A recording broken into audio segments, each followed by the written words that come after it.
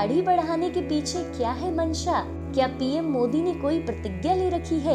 कोई टोटका तो नहीं अपना रहे पीएम मोदी?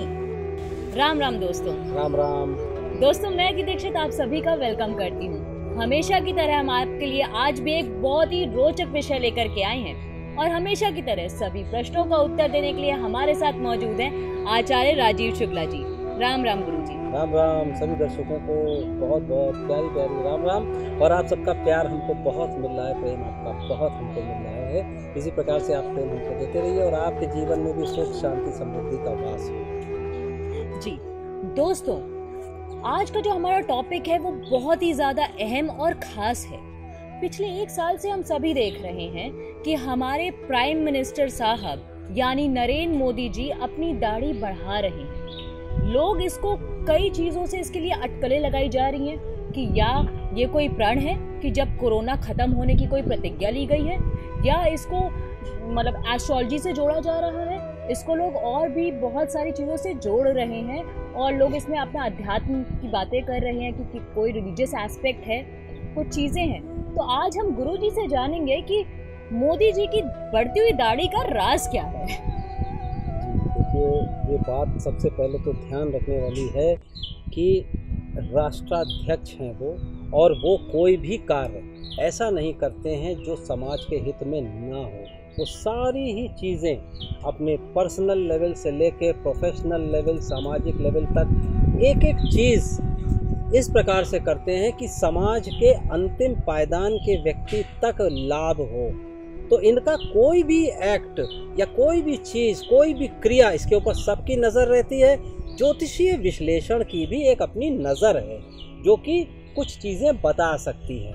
असलियत तो केवल और केवल हमारे प्रधानमंत्री, आदरणीय प्रधानमंत्री जी ही जानते होंगे, लेकिन कुछ ज्योतिषीय विश्लेषण के हिसाब से भी देखते हैं तो पिछली कई घटनाओं को अगर आप देखें और इनके रहने की शैली को ध्यान अगर दें तो कभी आप देखेंगे 15 अगस्त पे, कभी आप देखेंगे 26 जनवरी पे, कभी आप देखेंगे जब बहुत बड़ी दुर्घटना हुई थी, जब एक आतंकवादी दुर्घटना हुई थी, तब आपने देखा हमारे कितने सैनिक मर गए थे। तब उन्होंने किस प्रकार से काले कपड़ों का प्रयोग किया था।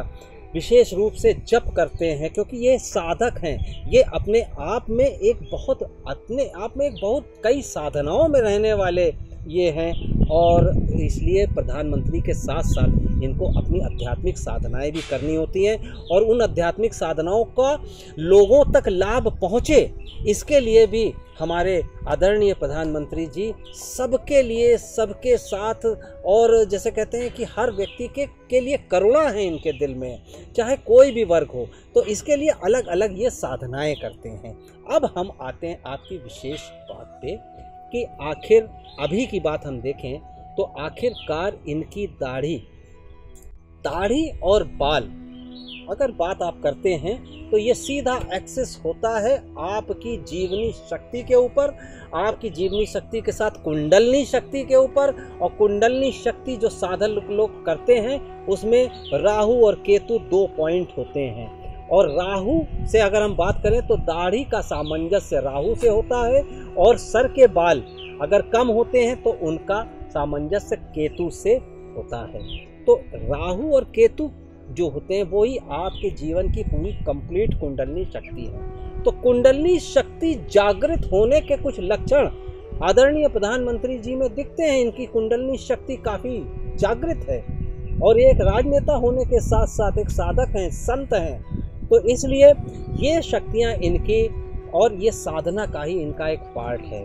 और अगर आप देखें तो एक ये राहु और केतु जब सफ़ेद बाल हो जाते हैं और सफ़ेदी के साथ राहु और केतु का जजमेंट किया जाता है, तो शुक्र, राहु, केतु ये तीनों ही चीज़ों का जजमेंट होता है। और इन तीनों ही जजमेंट के साथ एक सम्राट का पद और विश्व पटल पे आने वाला एक महानायक का ये असर आता है। तो ये जो दाढ़ी और इसके साथ साथ इनके जो बाल हैं वो इनको अधिनायक, महानायक इस तरफ बढ़ा रहे। लेकिन जब मंथन चिंतन चलता है उस दौर में इस प्रकार से राहु केतु और उसके बीच में सारे ग्रहों का जो जमावड़ा है एक और विशेष बात बताऊं अगर, तो इस समय बड़े बड़े 2 ग्रह वक्री भी चल रहे हैं, कई कई साल बाद ऐसा योग आता है। उन संयोगों से चलते गुरु बृहस्पति देव यानी उनके दिमाग की सोचने की क्षमता और शनिदेव कार्यशैली दोनों इस समय मंथन से गुजर रहे हैं। ये ऐसा मंथन का समय है और इस मंथन के समय में संसार को, विशेष रूप से भारतवर्ष को, इनको बहुत आपदाओं से बचा के निकालना है और कोई आपदा ना आए, इसके लिए ये राहु और केतु से संबंधित, नवग्रहों से संबंधित अपनी प्रतिज्ञा के हिसाब से ये एक विशेष प्रण करके साधना ही कर रहे हैं और उस साधना से नवग्रह प्रसन्न करके, नवग्रहों को प्रसन्न करके ये चाहते हैं कि हमारा भारतवर्ष, हमारा देश खुशहाल हो। तो देश की खुशहाली के लिए देश के मुखिया द्वारा किया जाने वाला ये अखंड व्रत है, जिसके तहत आप दाढ़ी और अपने बालों को भी अगर आप देखें तो सफ़ेद बालों को अधिनायक के रूप में देश को गर्त से निकाल के स्वर्णिम युग में पहुंचाने के लिए इनका एक ये अपना संयोगवश नहीं, सोचा समझा एक प्रयोग भी है और इनका एक प्रण भी है। जी गुरुजी, बिल्कुल हमारे दोस्तों को इस चीज़ के बारे में आज जानकारी मिली। तो दोस्तों आज के लिए सिर्फ इतना ही। हम आपके पास वापस आएंगे और भी कई इंटरेस्टिंग टॉपिक्स लेकर के और भी कई अच्छे वीडियोस लेकर के। तो आप हमारे साथ जुड़ने के लिए आपका बहुत बहुत शुक्रिया। आप हमारे YouTube चैनल को ज़रूर सब्सक्राइब करें, हमारे Instagram और Facebook पेज को ज़रूर फॉलो करें और अपना ध्यान रखें, सुरक्षित रहें। राम राम। राम राम। राम राम गुरुजी।